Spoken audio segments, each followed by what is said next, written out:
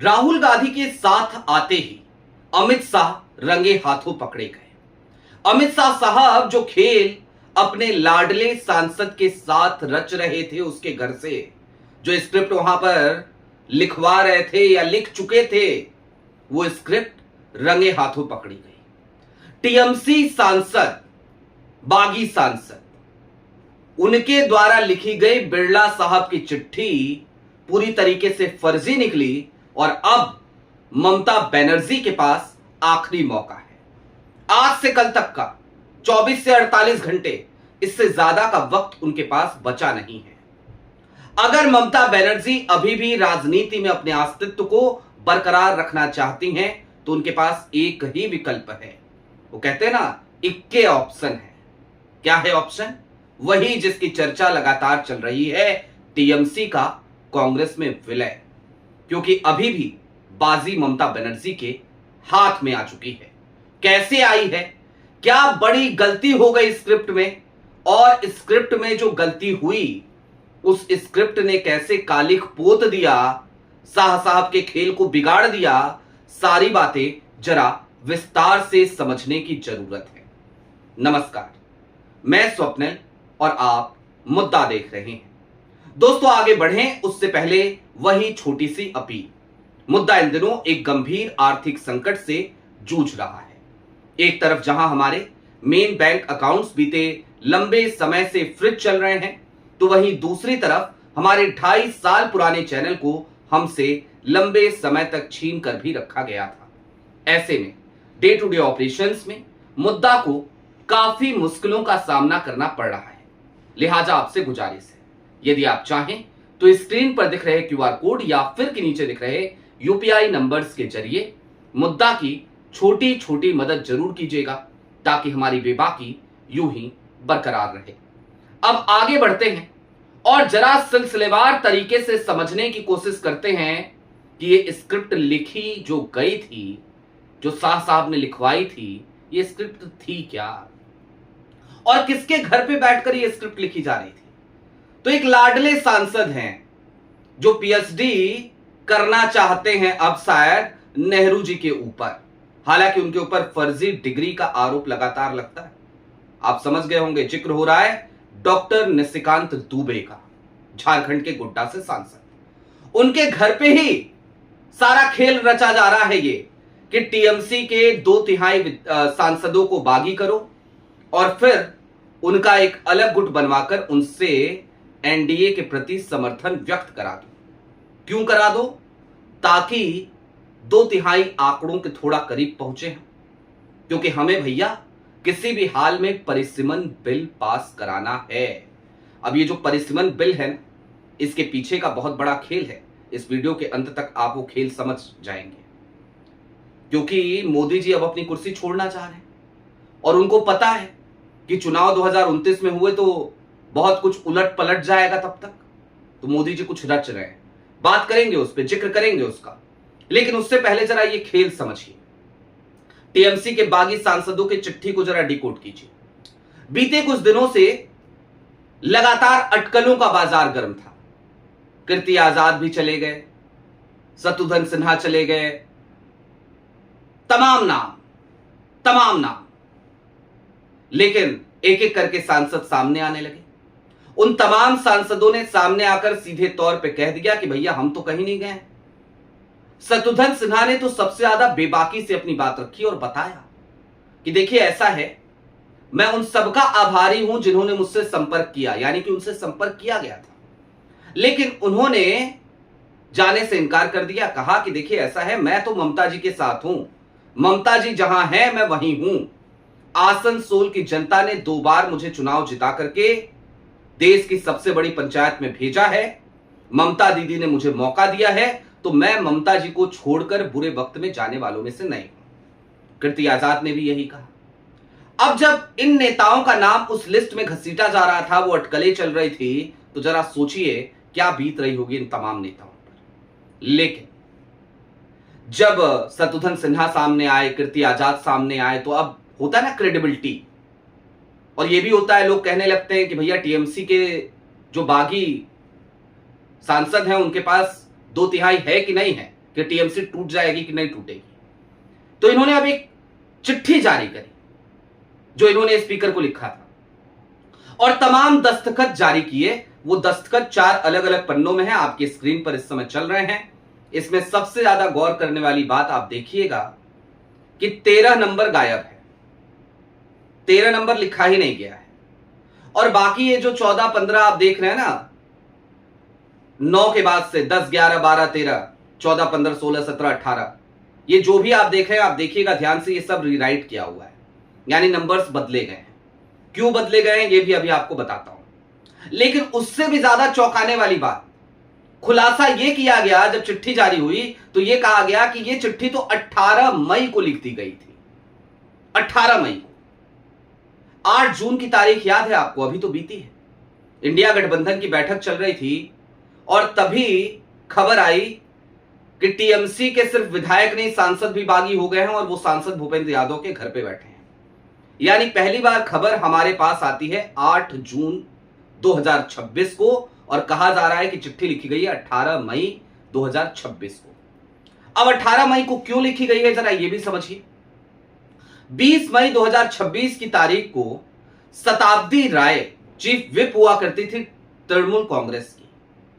तो 20 मई को ममता बनर्जी ने चिट्ठी जारी करी, लोकसभा स्पीकर ओम बिरला को चिट्ठी लिख दी और लिख करके कहा कि आज की तारीख से कल्याण बनर्जी हमारे चीफ व्हिप होंगे, मुख्य सचेतक होंगे, शताब्दी राय हमारी मुख्य सचेतक नहीं होंगी।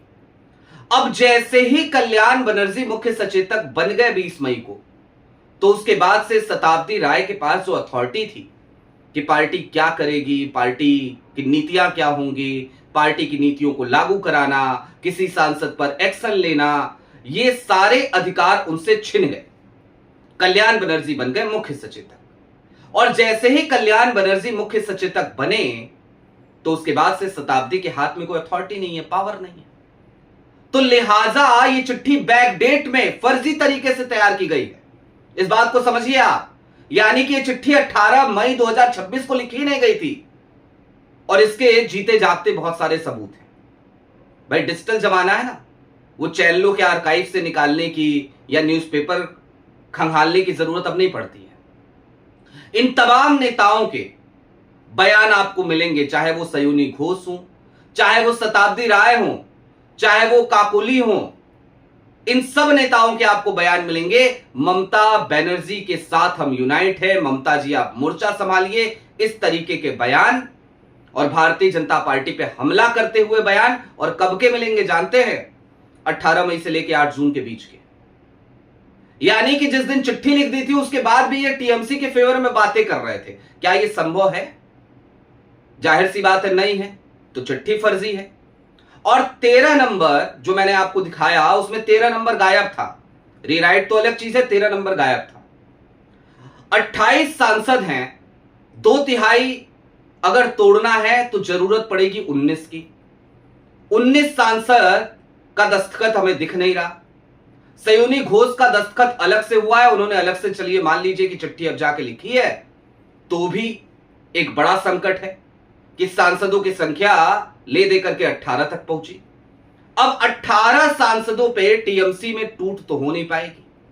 कल्याण बनर्जी का रुख बड़ा क्लियर है, कल उनको लेकर के बहुत सारी खबरें चली, लेकिन मैंने कल भी कहा था कि कल्याण बनर्जी थोड़े गुस्से वाले आदमी हैं, इमोशनल आदमी हैं, दुखी हो जाते हैं, दुखी हो सकते हैं, नाराज हो सकते हैं, लेकिन बगावत नहीं कर सकते, बागी नहीं होंगे।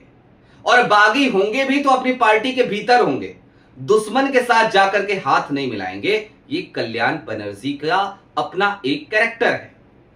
लिहाजा एक तरफ अब नंबर पूरे नहीं है, और नंबर पूरे होते तो भी मामला फंस जाता, क्योंकि 18 मई को चिट्ठी लिखने का जिक्र आ रहा है, क्योंकि 20 मई को कल्याण बनर्जी जो है मुख्य सचेतक बन गए थे, तो शताब्दी राय के पास अथॉरिटी छिन गई थी, तो वो बैक डेट में जाकर के दिखाना पड़ रहा है। ये साहब की देख रहे हैं आप किस तरीके से स्क्रिप्ट लिखा जा रहा है।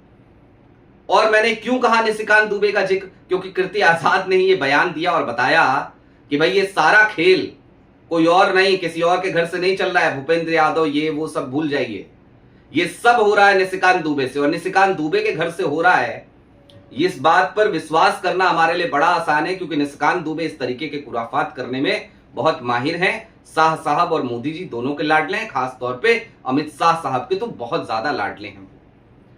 अब दोस्तों इससे आगे जरा बढ़िए और यह समझिए कि ममता बनर्जी के पास ऑप्शन क्या बचा है। तो जवाब है कुछ भी नहीं, एक ही ऑप्शन है, आनन फानन में जितनी जल्दी हो सके अपनी पार्टी का विलय अगर अभी भी वो कर देती हैं कांग्रेस में, क्योंकि मुख्य सचेतक अभी भी कल्याण बनर्जी हैं, तो ममता बनर्जी ये जंग जीत जाएंगी। लेकिन अगर वो ऐसा करने में समय लगाती हैं, अगर ऐसा करने में ममता बनर्जी वक्त लेती हैं, तो यह बड़ा खतरनाक हो जाएगा ममता बनर्जी के राजनीतिक अस्तित्व के लिए। लिहाजा ममता बनर्जी अब जितनी जल्दी हो सके फैसला ले ले तो बेहतर है। 24 घंटे 48 घंटे इससे ज्यादा का वक्त ममता बनर्जी के पास अपने राजनीतिक अस्तित्व को बचाने के लिए नहीं बचा है। दूसरा, यह लड़ाई अब सिर्फ कांग्रेस की लड़ाई नहीं है, यह लड़ाई समूचे विपक्ष की लड़ाई है। क्यों है जरा इस बात को समझिए। चलते चलते मैं सिर्फ 1-2 मिनट आपका और लूंगा, मैक्सिमम बता रहा हूं, उससे कम में ही अपनी बात रखने की कोशिश करूंगा। दरअसल अब मोदी जी अपनी कुर्सी छोड़ना तो चाह रहे हैं, रिकॉर्ड उन्होंने तोड़ ही दिया नेहरू जी का, उसकी खबरें उन्होंने छपवा भी दी, लेकिन छोड़ने से पहले सत्ता में हमेशा बने रहें ताकि आगे कोई तकलीफ ना हो, उसकी तैयारियां भी चल रही हैं।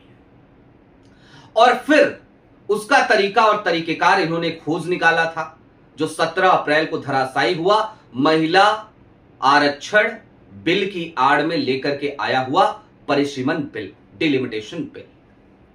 अब डिलिमिटेशन जो बिल है इसमें परिसीमन आयोग बनेगा और परिसीमन आयोग के पास ही यह अधिकार होगा कि वो अपनी मर्जी से डिसाइड करे कि कौन से लोकसभा में कौन से क्षेत्र को रखना है, कौन से गांवों को रखना है, कौन से कस्बों को रखना है, कौन से इलाकों को रखना है, वो अपने हिसाब से खींच देगा लाइन। और जब वो लाइन खींचेगा तो विपक्ष के जो वोटर हैं, कोर वोटर हैं, उनको छितराने का काम किया जाएगा। दूसरी तरफ किया यह जाएगा, मान लीजिए कि जैसे 5 कॉन्स्टिट्यूएंसी बनानी है या एक लोकसभा है उसमें मान लीजिए कि 3 कॉन्स्टिट्यूएंसी बन रहे हैं, तो एक लोकसभा में अगर 3 कॉन्स्टिट्यूएंसी बन रही हैं, 3 लोकसभा बनानी है, तो कोशिश ये की जाएगी कि 2-1 हो जाए, यानी कि 2 में भारतीय जनता पार्टी के कोर वोट बैंक का बहुमत हो, उनकी संख्या वहां ज्यादा हो, और एक तरफ जो एक लोकसभा है उसमें चलिए उसमें इनके लोग आ जाए, इनका कोर वोट बैंक उधर ठेल दिया जाए। इससे होगा क्या, भारतीय जनता पार्टी के लिए बहुमत हासिल करना आसान हो जाएगा और 800 का आंकड़ा होगा, 500 कुछ सीटें चाहिए होंगी बहुमत के लिए।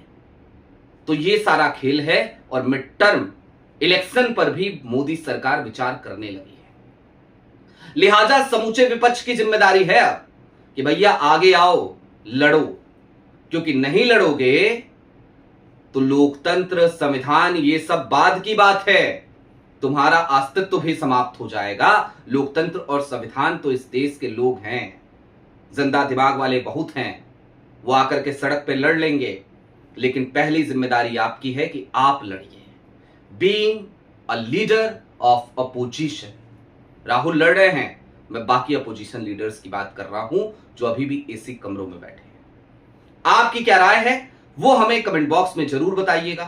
अभी के लिए दीजिए इजाजत, चलते चलते फिर वही अपील, चैनल पे नए हो तो सब्सक्राइब करते हुए जाइएगा, सक्षम हो तो मुद्दा की छोटी छोटी मदद जरूर कीजिएगा।